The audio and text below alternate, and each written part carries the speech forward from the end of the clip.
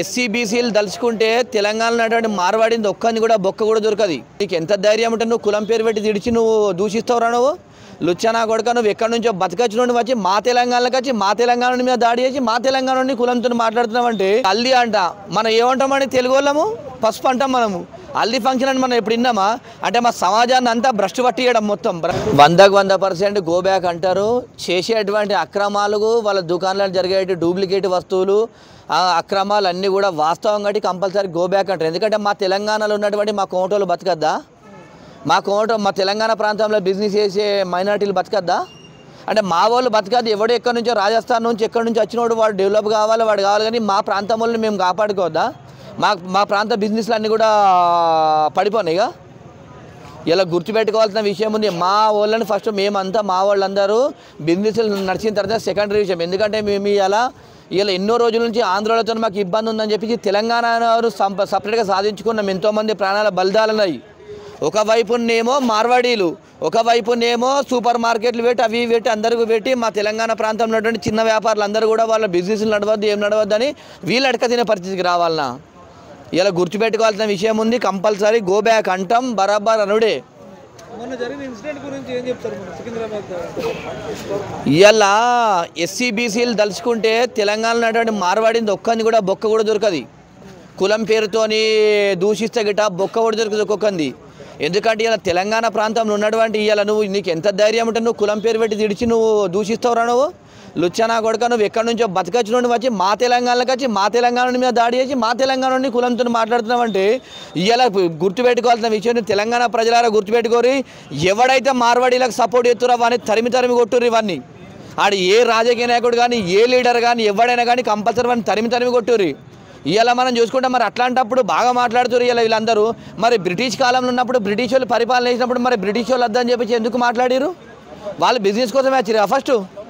ఇలా గుర్తుపెట్టుకోవాలి. తెలంగాణ ప్రాంతంలో ఉన్న వాళ్ళు తెలంగాణ బిడ్డ బతకాలి. తెలంగాణ ప్రాంతీయాభిమానం అనేది కంపల్సరీ ఉండాలి. ఇలా గుర్తుపెట్టుకోరు. ఇలా మా కోమటాయన ఉన్నాడు, మా దుకాణాలు పెట్టుకున్నాడు, మా ఊరోళ్ళు ఉన్నారు. ఇలా ఊరోనికి ఏమన్నా ఆపద వచ్చేమన్నా అయితే గిట్ట 10 రూపాయలు సాయం చేస్తాడు మా ఊరోడు రాబాయ్ అని చెప్పేసి. వాడు చేస్తాడు మార్వాడు వచ్చి మనకు రూపాయి లేకుండా ఉద్దరియాడు. ఇలా నా వస్తువు లేకుండా పైసలు లేకుండా కూడా అయినా పప్పు విప్పేది ఉన్నా కూడా నేను ఇలా పొలం పైసలు రాలేదు, వడ్ల పైసలు రాలేదు, అవి దుకాణం ఉద్దరి అంటే మా కోటోళ్ళు ఇస్తారు తప్ప వాడు ఇస్తాడా? ఎందుకంటే ఇలా గుర్తుపెట్టుకుని మనోళ్ళని మనం కాపాడుకోవాలి. మన ప్రాంతీయ అభిమానం ఉండాలి, మన రాష్ట్ర అభిమానం ఉండాలి. మనోని మనం కాపాడుకుంటే రేపటి రోజున మనకు ఏదైనా మంచైనా చెడైనా మన గురించి బాధపడతాడు, మనకి ఏమైనా అయితే గట్టి హెల్ప్ చేస్తారు తప్ప ఈ మిగతా వాడు ఎవ్వరు కూడా అది చేయరు. కాబట్టి కంపల్సరీ ప్రాంతీయ అభిమానం ఉండాలని చెప్పేసి నేను తెలంగాణ సమాజాన్ని కోరుకుంటున్నా. 100% ఎఫెక్ట్ పడుతుందండి. మొన్న చూసినాం, మనం చూస్తే గిట్ట ఇది హల్దీ అంట. మనం ఏమంటామని తెలుగు వాళ్ళము పసుపు అంటాం. మనము హల్దీ ఫంక్షన్ అని మనం ఎప్పుడు విన్నామా? అంటే మా సమాజాన్ని అంతా భ్రష్టు పట్టియడం మొత్తం భ్రష్టు పట్టి ఇచ్చి వీళ్ళంతా చూసుకుంటే అది చేసి వీళ్ళంతా భ్రష్టు పెట్టడానికి అది చేస్తారు తప్ప ఇలా మన తెలంగాణ సంస్కృతిని మనం కాపాడుకోవాలి. మన సంస్కృతిని కాపాడుకుంటూ మన తెలంగాణ ప్రజల్ని మనం రక్షించుకోవాలి, కాపాడుకోవాలి. మన తెలంగాణ బిడ్డలు ఇలా దేశంలోనే అత్యధికంగా డబ్బులు ఉన్నోళ్ళు కావాలి. రాష్ట్ర ఆర్థిక వ్యవస్థ ప్రతి ఒక్కరు కూడా ఉన్నోళ్ళు కావాలని చెప్పేసి తెలియజేస్తున్నా. తెలంగాణ శ్యామ్ వాళ్ళు మాట్లాడింది బరాబర్ వాస్తవం. నీకు ఎంత దమ్ముంటే నువ్వు సికింద్రాబాద్ ఏరియాలో ఉండి నువ్వు కులం పేరుతో దూషించి నువ్వు అది చేసి ఇంకా వాడు మాట్లాడుతున్నాడు.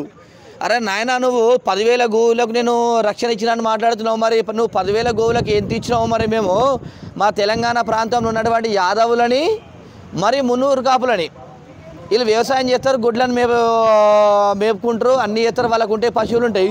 మరి వాళ్ళని అడుగుదాం, మీరు 2,000 మందికి ఇస్తారు, ఎంతమంది మార్వడీలు పోయి చెట్ల పంటి గుట్టల పంటి పోయి ఎన్ని ఆవులను మేపిర్రో మరి చూపెట్టాలి వీళ్ళు. గోవులు అంటే అందరికీ రక్షణ, అందరికీ ఇష్టమే. గోరక్ష అంటే అందరికీ ఇష్టం, అందరు కాపాడుతారు. ఇలా గ్రామంలో పల్లెలల్లో ప్రతి పట్టణాల్లో కూడా కాపాడుతారు. ఇవన్నీ ఈ మార్వాడీలు 10,000 గోమాసాలు తేలి ఇవన్నీ వేలే ఉత్తమాటలు. 100% ప్రాంతీయ అభిమానం ఉండాలి.